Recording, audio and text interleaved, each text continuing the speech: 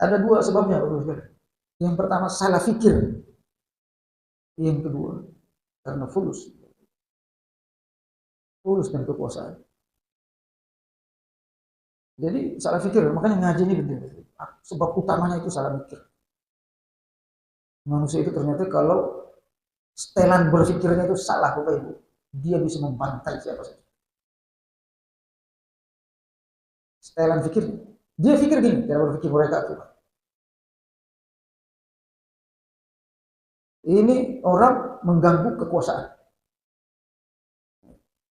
Kekuasaan raja, kekuasaan presiden. Mengganggu. Ini yang ada yang mendukung agar supaya kekuasaannya dicopot lagi gitu ya, kayak kita protes sama presiden. Protes. Kalau di sini kan biasa protes. Kalau negara-negara yang bentuknya kerajaan itu nggak boleh. Cara berpikir mereka itu namanya pemimpin itu suci. Raja itu nggak boleh dikritik. Walaupun salah, yang ada adalah taat. Ayat ini wa ulil amri minkum. Allah wa Rasul ulil amri taat kepada Allah Rasul. Kalau sudah tidak taat, halal darahnya. Cara berpikir begitu. Cara berpikir mekanik. Bukan cara berpikir ulama. Cara berpikir yang benar, mekanik. Kata ya, wajib mati. Ini yang berlaku sekarang. Cara berpikir khawarij. Cara berpikir sesat. Kenapa? Enggak ngaji, Pak. Ngajinya sama orang saja. Enggak mau dengar ustaz lain. Subhanallah. Baca hadisnya, hadis satu arah saja. Hadis tertentu saja yang dibaca. Hadis lain tidak dibaca. Ayatnya, ayat tertentu saja yang dibaca. Ayat yang lain dia enggak percaya. Ini salah fikir. Nah, yang kedua nafsu syahwat dunia ada fulus. Ya. Itu ternyata dibantu oleh kerajaan Emirat, dikasih duit. Karena Darfur itu emasnya itu nomor 1 di dunia. Emas Darfur. Kalau itu dikuasai maka sekian ratus tahun akan datang negara itu akan tetap kaya. Duit. Terus lalu mereka diberi senjata oleh negara kaya. Ini tidak usah sebut negara Arab juga. Jahat sekali. Jadi untuk mempertahankan kekayaannya. Karena negara kecil ini, penduduknya cuma 1 juta, nggak cukup 1 juta. Tapi membunuh orang tiap hari. Memusuhi Islam, memusuhi dakwah Islam, memusuhi gerakan Islam. Tidak mau dia ada Islam model lain. Islam itu menurut dia sholat aja. Gak usah ngaji-ngaji kayak gini. Gak usah ikut politik, gak usah ikut apa namanya berdakwah. Dia musuhi. Jadi salah pikir dengan nafsu. Dua itu saja. Nah, kita ngaji begini, pikiran subuh-subuh udah datang ke masjid. Hati-hati. Kalau kita nggak ngaji bisa salah pikir, salah setelan itu. Nah, di antaranya kata Allah, kata Rasulullah SAW, afsus salama bainakum.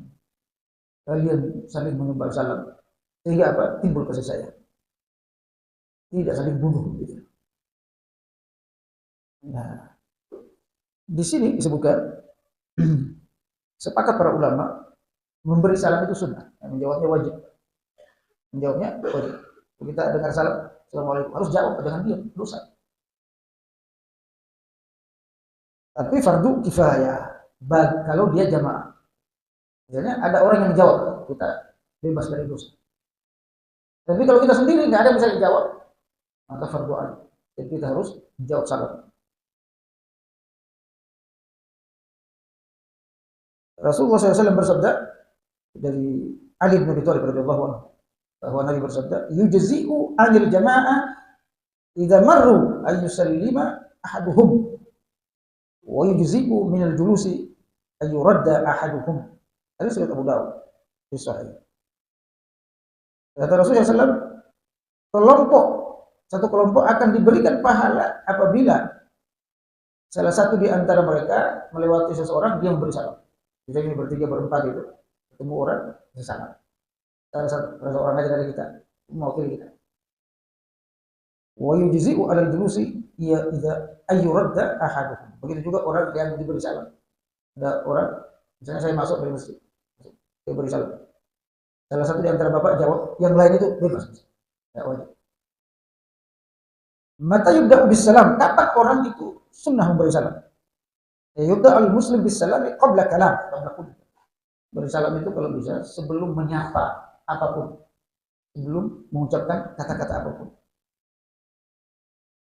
Jangan kita ketemu orang, gimana kabar? Assalamualaikum. Salam dulu baru apa kabar.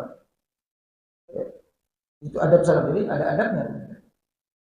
Sehingga pertemuan kita itu dibuka dengan nama Allah, dibuka dengan doa. Assalamualaikum warahmatullahi. Kalau kita ketemu masih salam, Pak, langsung dapat 3 doa.